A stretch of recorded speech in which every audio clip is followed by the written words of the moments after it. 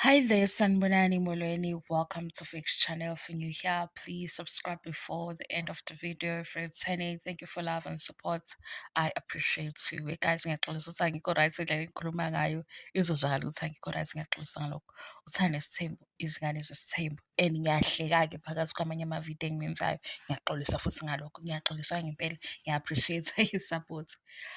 Macele, macele, macele. Mamkhulu, yabo into esingayibonanga yenzeka nesingayicabanganga. Ha, khona abathi umamkhulu uyabo basuke bona bamjaja ngesikole. Bambeka le emuva. Ngithi mina mbeke phambili. Ngikutshela ukuthi why.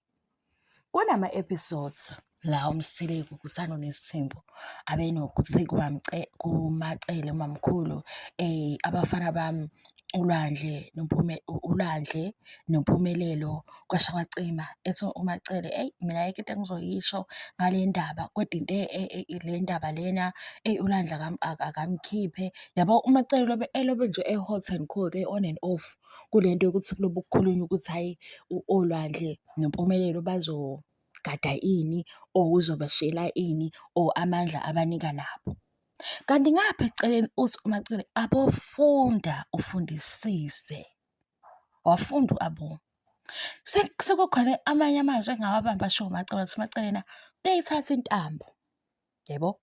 Isisho lesi ngiyacabanga. Akazi noma isisho noma isaga. Kuthi uyathatha intambo ende akuphosele yona. Ha! Mase yakubuka. Ngiyaxolisa guys, ngiyaxolisa ukuthi kahle. uMacele wathi abofunda. Wafunda u-Abo.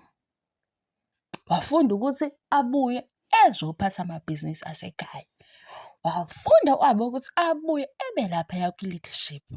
Ngoba khona ekuqaleni uThando Nesithembu kufika kwathiwa lolu Thando Nesithembu luzokhulumela abantu besifazane. Sizokhonjiswa ubuhle kwasetshenziswa abantu besifazane. Masilandele futhi lesho kwalobu kuthiwa uGold Flow. Manje siyibuza ukuthi ikhona leshayisana khona lento. Abantu besifazane abanazo izinto abayishoyo kakhulu, ezinye izinto imizwa yabo ngathi iyacindezelwa.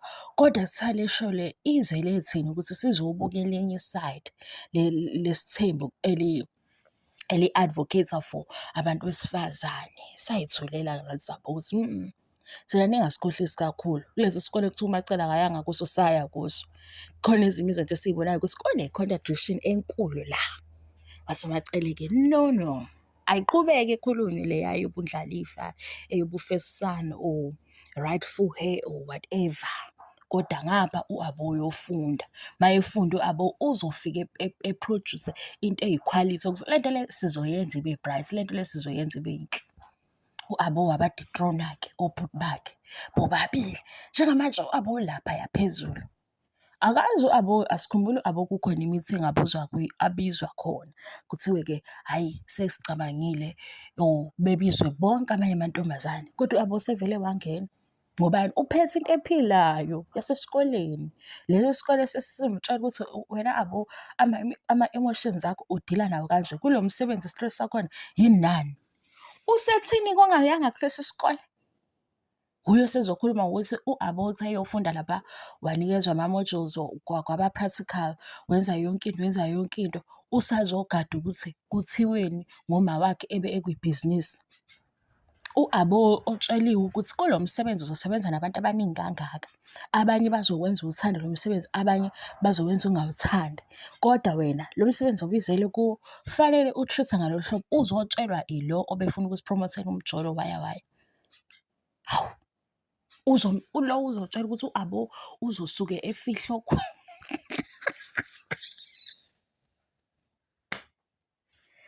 leadership ey'tulweni zalapha eMzumbe kunabantu besifazane. Ukuthi-ke phela-ke obexoxa le ndaba ngoba eyakhe uMsileko. Kodwa siyabona ukuthi izinto ezikhomba i-direction ney'philayo ney'hambayo ney'khomba umnyakazo abantu besifazane uhleli ku-Abo. Hawu thatha Abo, sihole-ke Abo. ku-bright nje futhi ku-season 4 kuhle ku-cute, washo uMpilongo. Hawu, uMacele uthi mina ngizokunika intambo ende, mase ngiyakubheka. Okwakho ukuthi uzoyenze njani intambo ende? Alo, abo uyise yonke into, sehleli laphaya. Sekunama-suggestions aphilayo ukuthi hhayi bo, abo akakwazi ukuba laphayana ngoba hhayi bo. Ama-suggestions aphilayo aphuma kubani? Hawu, bye.